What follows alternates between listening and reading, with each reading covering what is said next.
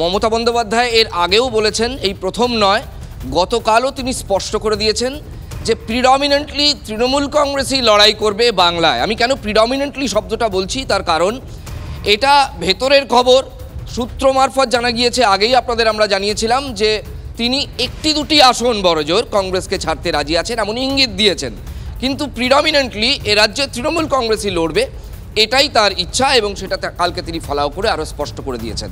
একবার শুনবো তিনি কি বলেছেন, তারপরে নিয়ে আরও চর্চা। ইন্ডিয়া জোট সারা ভারতবর্ষ থাকবে, আর বাংলায় তৃণমূল কংগ্রেস লড়াই করবে। মনে রাখবেন, বাংলায় তৃণমূল কংগ্রেসই বিজেপিকে শিক্ষা দিতে পারে, সারা ভারতবর্ষকে পথ দেখাতে পারে, অন্য কোনো পার্টি নয়।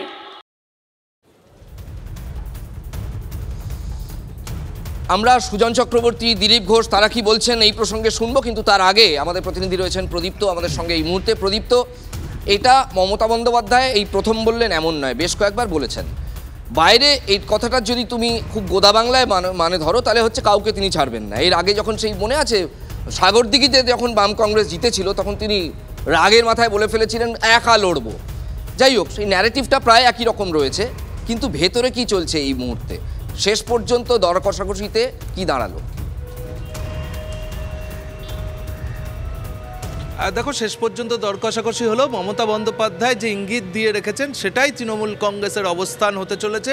তৃণমূল কংগ্রেস বড়জোর 2 থেকে যদি খুব বেশি দর কষাকষি হয়, তাহলে 3টি আসন ছাড়তে পারে কংগ্রেসের জন্য, তার বেশি কোনোভাবেই তারা আসন ছাড়বে না। কংগ্রেসের তরফ থেকে তাদের অবস্থান মোটামুটিভাবে রাহুল গান্ধীর সঙ্গে যে বৈঠক হয়েছিল সেখানে তারা জানিয়ে দিয়েছে বেশ কয়েকটি আসন তারা চাইছে, 7-8টি, যদিও সেটা নিয়ে রাহুল গান্ধীও খুব একটা সন্তোষ প্রকাশ করেছেন এমনটিও জানা যাচ্ছে না। তার কারণ রাহুল গান্ধী বলেছিলেন যে বাস্তবিক পরিস্থিতির ওপরে দাঁড়িয়ে সিদ্ধান্ত নিতে হবে। ফলে কংগ্রেসের সাংগঠনিক যে পরিস্থিতি এই মুহূর্তে 7-8টা আসন লড়ার মতো জায়গাতে তারা অন্তত নেই, যদি জোট হয় তৃণমূল কংগ্রেসের সঙ্গে। এবং তৃণমূল কংগ্রেস তারা এই মুহূর্তে যে পরিস্থিতিতে রয়েছে, তারা চাইবে যে যত বেশি সম্ভব আসনে লড়তে, তার কারণ রাজা রেজাল্ট সব কিছুর নির্ভর করে। ফলে যত বেশি আসনে লড়া যাবে, তত তৃণমূল কংগ্রেসের পক্ষে বেশি আসন ঘরে তোলা সম্ভব হবে।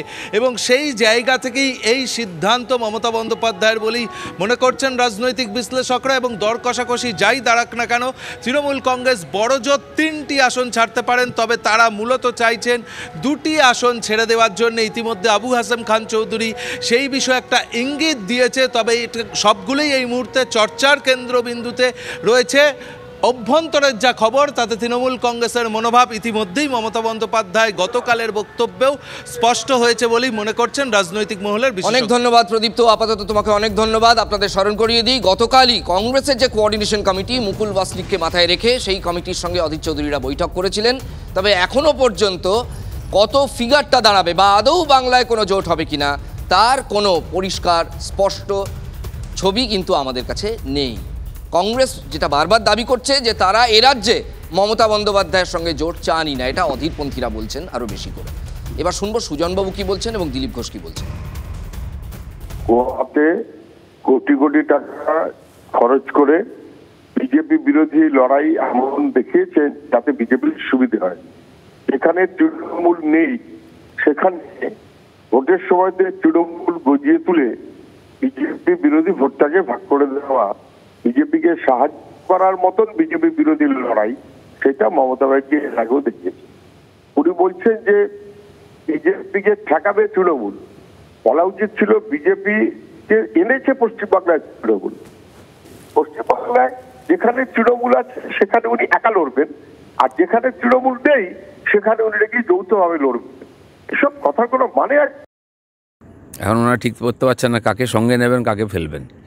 বিজেপির বিরুদ্ধে সবাই এখন, তাহলে তো ভালোই হবে, লোকে বুঝতে পারবে কারা চোর, তাহলে সেভাবেই ভোট হবে। আমরা চাইছি এ সমস্ত চুরি করেছে যারা, এতদিন দেশকে লুট করেছে যারা এখানে দেশে ধর্মের নামে দাঙ্গা বাঁধাচ্ছে, এ সমস্ত শক্তি একদিকে হয়ে যাক, আর রাষ্ট্রবাদী শক্তি বিজেপি একদিকে হয়ে যাবে।